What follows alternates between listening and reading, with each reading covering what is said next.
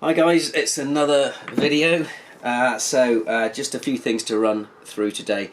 First of all, our live lesson on Friday. If it's okay with everyone, I just need to do it 15 minutes later.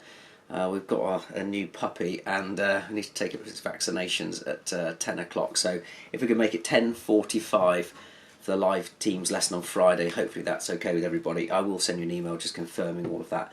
Anyway, so I set some work after the live lesson last Friday. A couple of things I asked you to do. One was to read the article at the end of your resource booklet, Are We Going to Run Out of Water?, which is an excellent article. There's also some practice exam questions with some model answers, so I would like you definitely to make sure you've done that. And I also asked you to do some sort of comprehension style questions on page 47 of your resource booklet. In the exam you do, on both papers, normally get given an article to read, and then you get asked questions about that article, so it's good practice to do these ones. So that's to say on page 47, so you should have done all that already, hopefully. Now I'm going to set you a couple of things to do this week before our lesson on Friday. So the first thing I'd like you to do, a couple of things, is I'd like you to have a look at a couple of the links on the Moodle site. One is the Friends of the Earth suggestions of how to reduce water use. So I want you to sort of set the scene really for Friday's lesson. We're going to talk about water conservation. So there's quite a nice article, as I say, on the Moodle site, the Friends of the Earth one, so you can have a read through and just make some brief notes. And some quite nice facts and figures about sort of water loss and leaking pipes and how much we need to conserve water by, etc. So that would be good. That shouldn't take you too long. That's maybe like 15-20 minutes just to have a read of that article to go through. The other one, there's quite a nice video, a nice little case study on Cape Town in South Africa, which is a city which has got really severe water stress and water shortages, and they've taken some very, very drastic action in that city to try to reduce water use. So you could watch that one, watch the video, read the article, and again make a nice little case study that you could use. The other thing, just more generally, I'd like to think about, and maybe ask your parents about this, is anything that you do maybe at home that helps to conserve water. Maybe try and find out whether you're on a water meter or not, or whether you just pay a sort of fixed amount each quarter.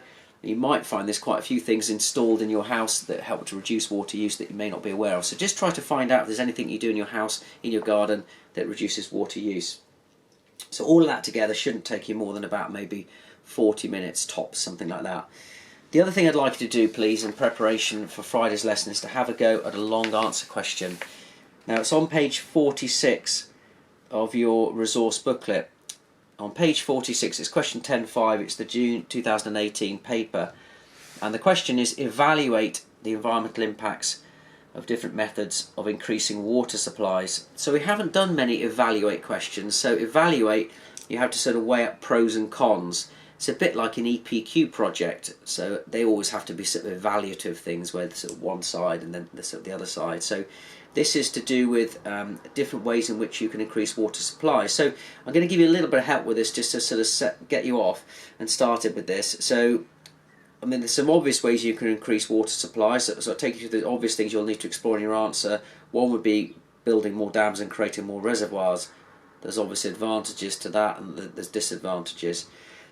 You could extract more water from aquifers. Again, there are advantages of aquifers.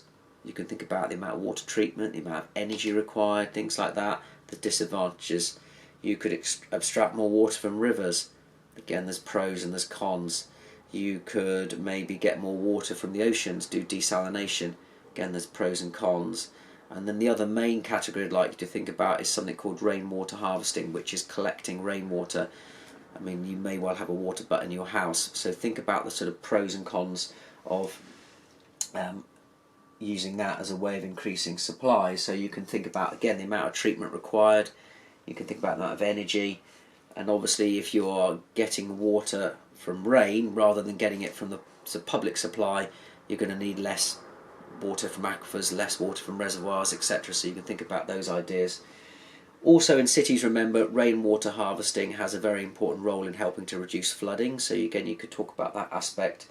Downsides, I mean, there aren't that many. It's a pretty good way of trying to increase supplies. We should all encourage people to collect rainwater.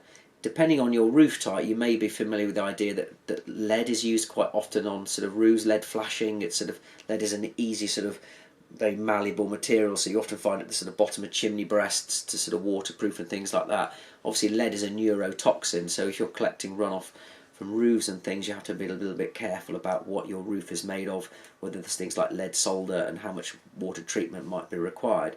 Depends what you're using the water for, doesn't it? If you're just using the water to flush toilets, that might not be an issue. So again, I want you to sort of explore those kind of ideas. You've got a whole page in your resource booklet to write that one, and I would get in the habit of trying to be really succinct. Quite a big question, isn't it? I mean, this one is a 9 marker. You want to get, and again, think about using your scientific language, being short and succinct in your points. Don't bullet point.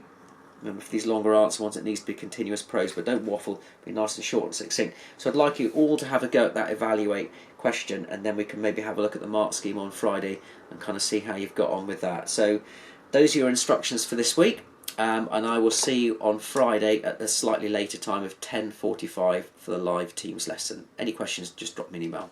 Cheers.